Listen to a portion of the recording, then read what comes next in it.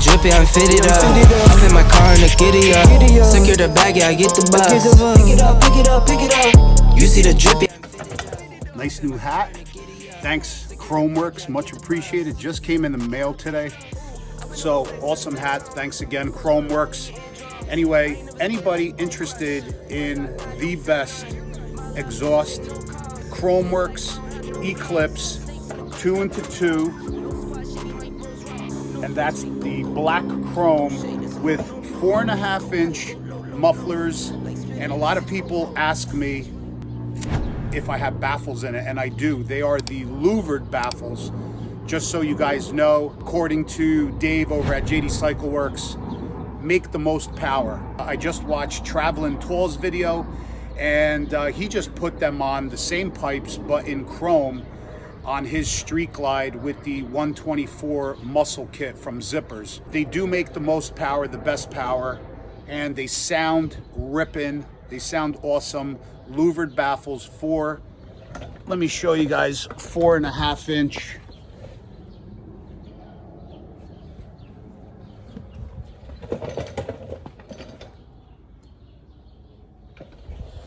All right, so that is the exhaust system. But anyway, I have an awesome video for you guys. If you guys are new to this channel, do me a favor, hit that subscribe button. We're going on a ride shortly, probably in about an hour. Glenn's coming over and Sandy's back home, so he's coming over, meeting at my house here, and then we're gonna go for a ride, do a little ride video for you guys and talk a little bit, but that'll be on another video. But in this video, I'm gonna be talking about something really important where a lot of you guys that have been watching the videos, get a lot of questions, a lot of emails. So I'm going to basically be talking about, A, should you leave your bike stock?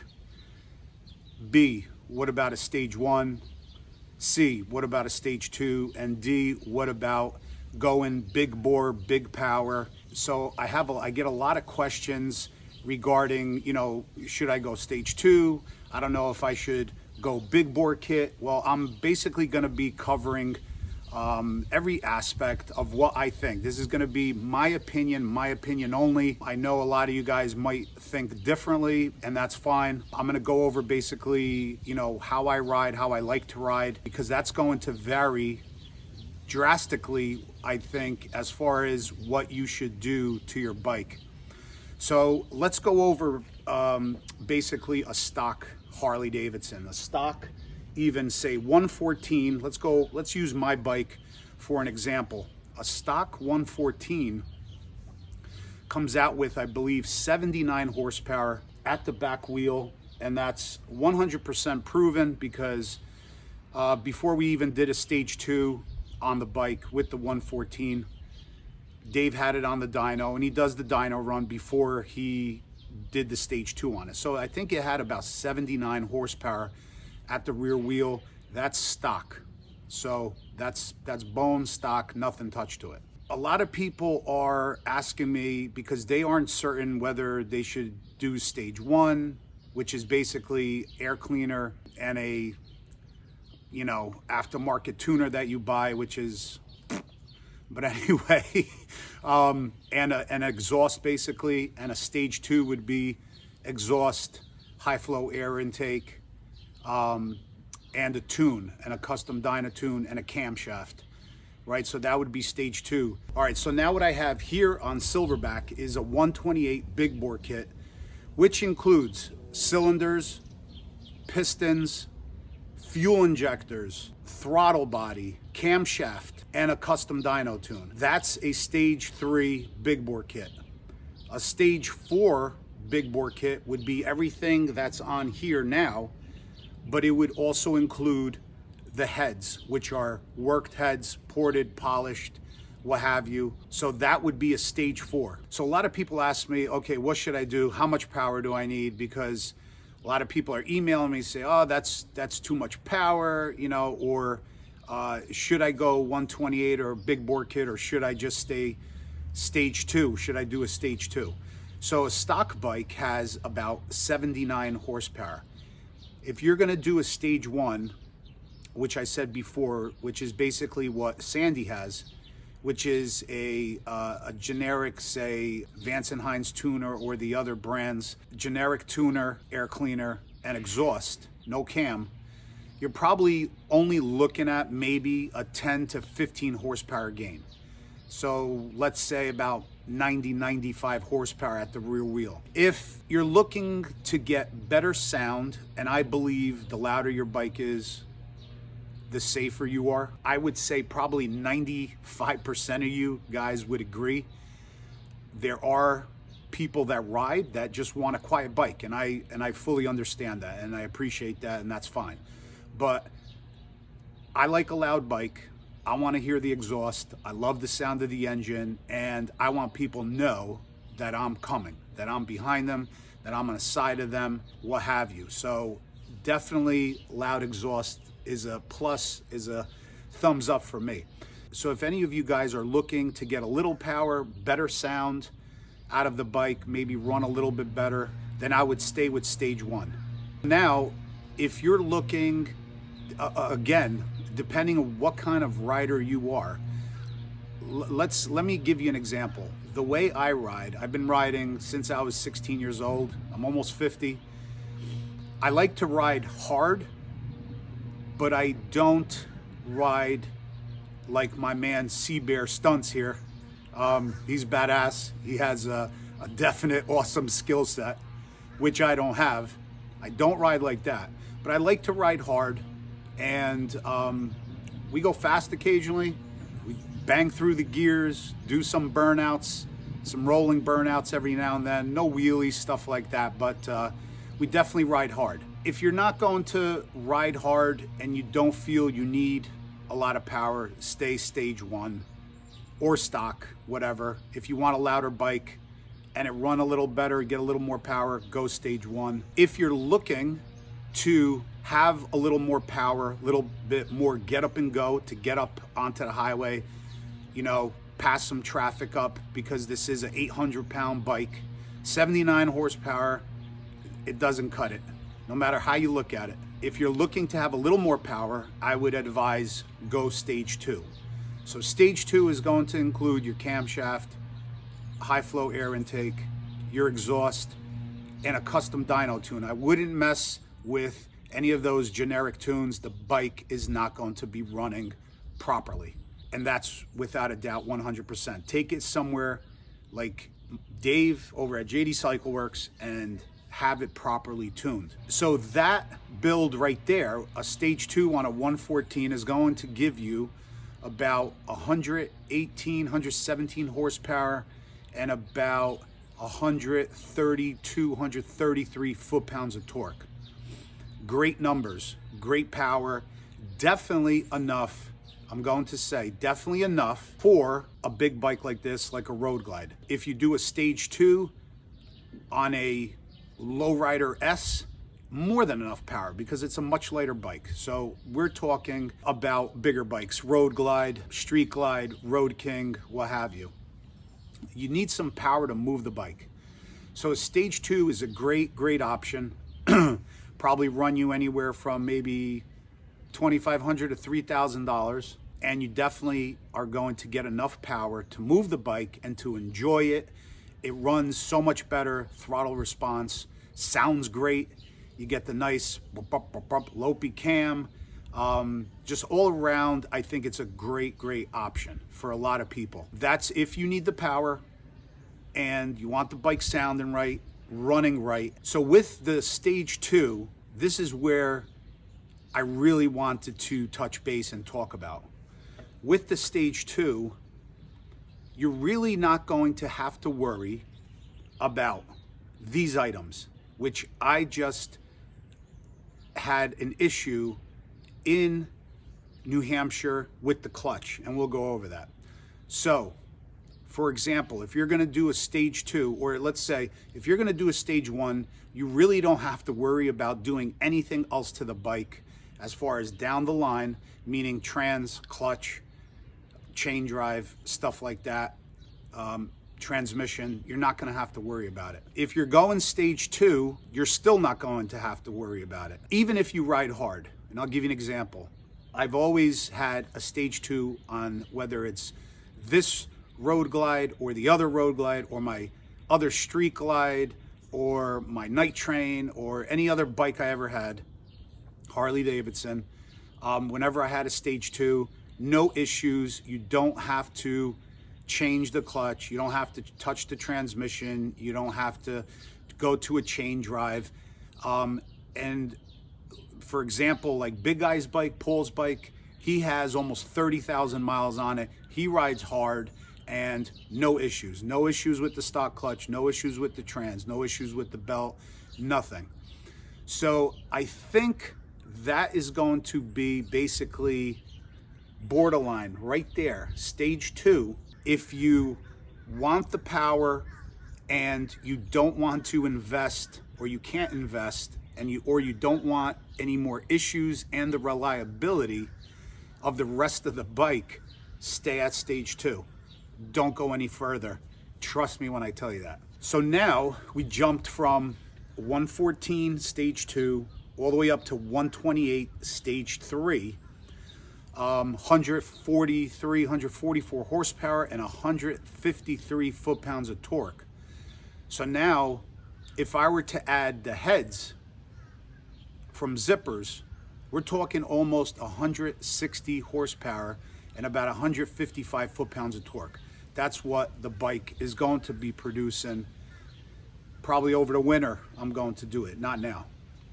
Now's riding season. I am not going to mess with the bike because we're going to be doing a lot of ride videos.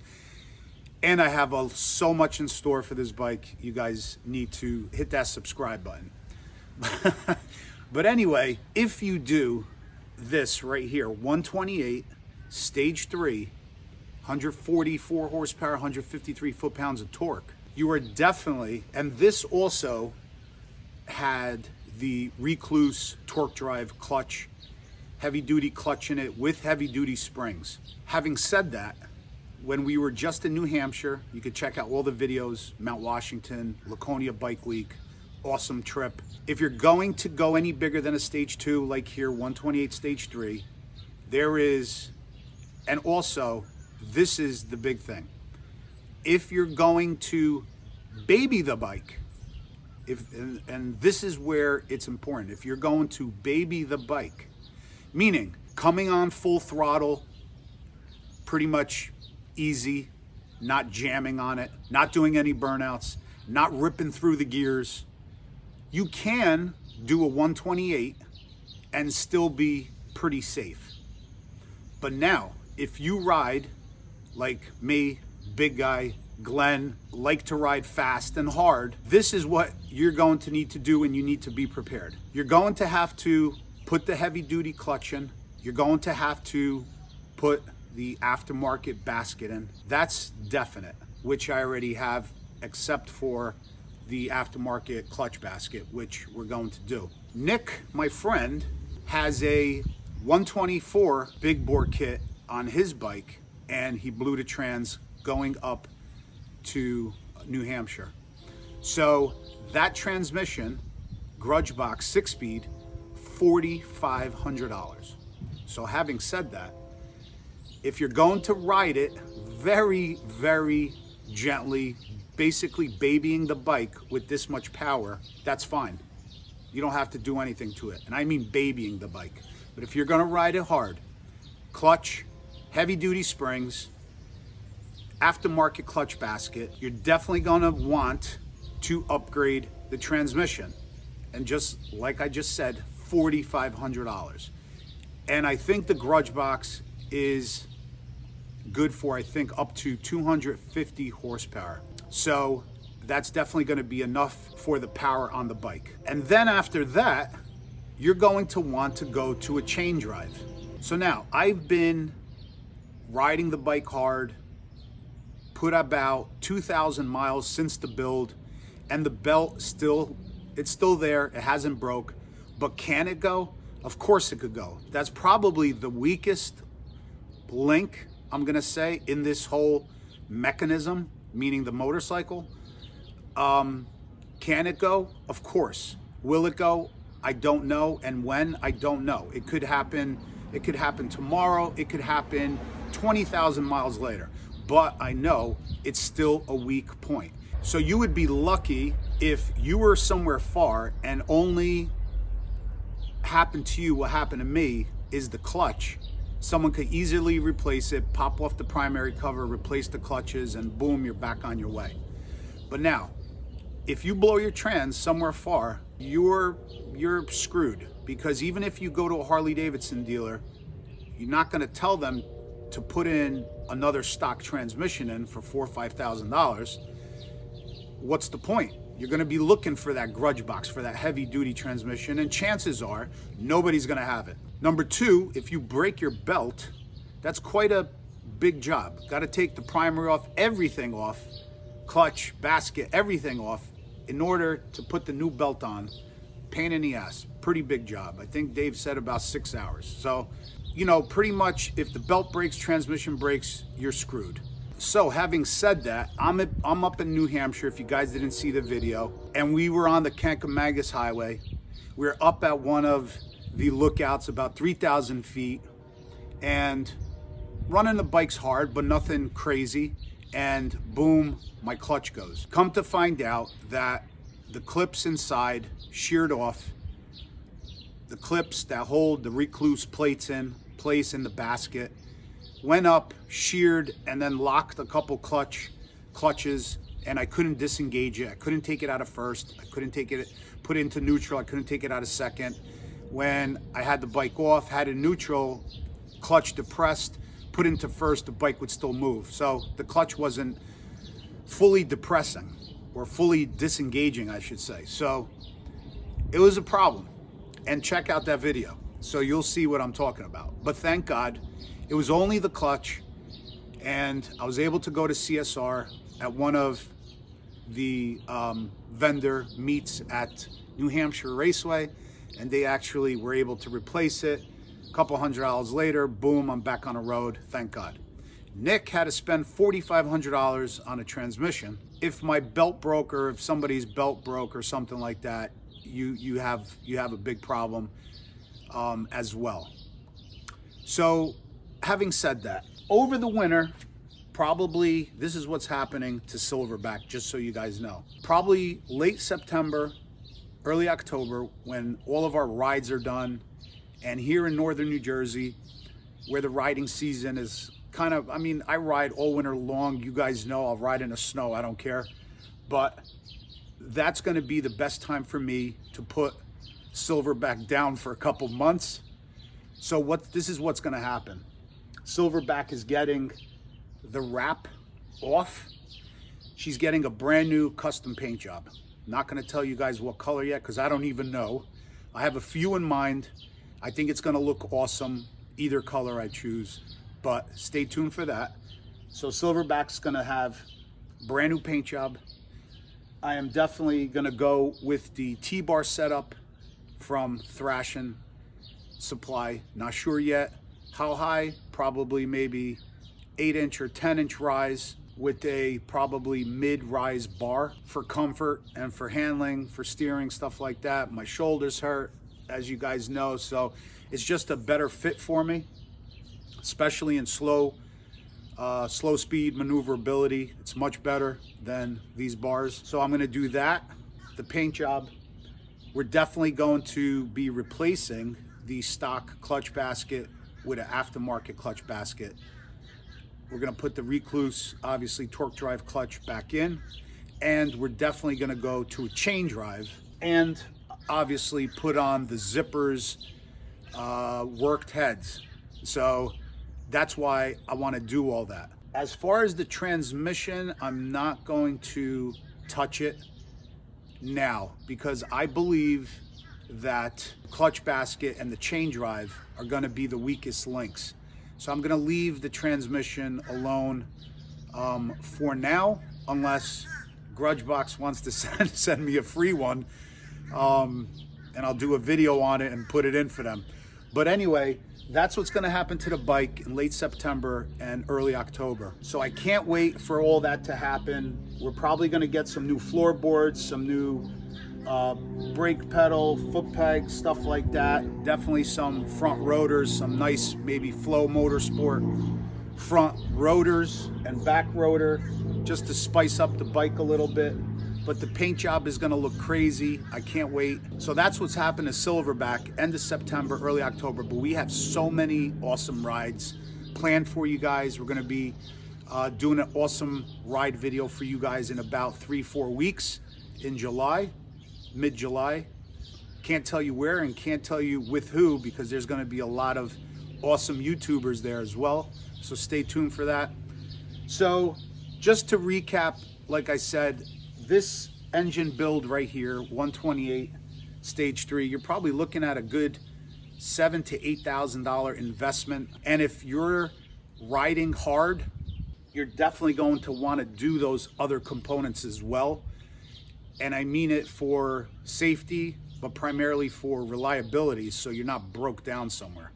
The 128 build as it is right now, a lot of people were saying it's really not that rideable, I should say, meaning the throttle, if you just crack it a little bit, it just boom gets up, and it's not that way. As long as you have it perfectly dyno tuned, like by Dave over at JD Cycleworks, it is smooth as butter. It is feels exactly like stock as far as the input of the power, but just 100 times more. Little throttle responses give you little power, but when you crack, obviously, the throttle wide open, she goes. So there is no issues there. It's definitely manageable. Even in the rain, there is no issues. A lot of people were worried about, oh, well, if it's raining, if I crack the throttle a little bit, back tire might break loose. I've ridden it in the rain a lot, and there is no issues with that whatsoever. As long as you get it dyno tuned properly, throttle response is absolutely perfect. If the fueling is perfect, you will have absolutely zero issues. All right, guys, so just to recap, if you're looking for a little more power, I would definitely go stage 2. It's not gonna break the bank. It's gonna give you around 100, like I said, 118, 117 horsepower, 133 foot-pounds of torque, depending what kit you do. Every cam is gonna be different, every exhaust is gonna be different, combination. So, you have to really look into that, but those are pretty much your average numbers, around the 115 horsepower area, 130 torque on a stage 2. It's gonna give you a lot of great power. The bike's gonna sound right, and you don't have to putz around and change everything else. You'll definitely be safe. Definitely the bike will be reliable with the stock transmission, stock clutch, and belt. If you decide to go any bigger, highly recommend, if you ride hard, again, this is very important, if you ride hard, you're definitely gonna have to look into changing the clutch, the basket, the transmission, chain drive. You're definitely gonna have to look into all that. And another huge thing, which people need to understand, the more power you put in this bike, it's very important to upgrade your suspension. I think before you do anything on your Harley Davidson, the first thing you need to do is throw some damn Legend suspension in the front and in the back. So this way the bike handles properly and it performs the way it should perform. And it's a gigantic night and day difference from the stock suspension to a aftermarket suspension, especially Legend suspension, because on a stock suspension, the back doesn't operate properly, the front dives down, it bottoms out upon hard braking. So the characteristics of the bike are gonna be totally different. So I would, before you even think about anything with the engine, change out the front and rear suspension. You're gonna be thanking me, because the bike is going to handle properly the way it should. And then decide what you guys wanna do as far as the motor goes. Again, this is all my opinion and my experiences, and all my experiences with all of my friends that we've had stage 2s on bikes for years, 30, 40,000 miles, no issues with anything, really, really reliable. But having said that, anything bigger than that, like this, you're definitely going to want to change pretty much everything after the engine so it could support the power. And you also have to understand, these guys like Sea Bear Stunts and a lot of these stunt riders and a lot of these guys that ride like that, Everything on the bike is changed. Everything. I mean, everything is heavy duty. They're not running stock stuff because, you know, how they ride, it just wouldn't last. The trans wouldn't last. The belt would snap. You know, brakes are upgraded. They have literally $70,000, $80,000 invested into their bikes so they could do those awesome stunts and feats that they do on the bikes. I hope this information helped, guys. I'm waiting on Glenn and Sandy. It is such a beautiful day. It's about 75 degrees out. Stay tuned. We have awesome content for you guys. I can't wait to show you guys, and stay tuned for what's gonna happen to Silverback in early fall. All right, so hit that subscribe button, give this video a thumbs up, and we'll see you guys on the next one on Cycle Fanatics. Peace out, guys.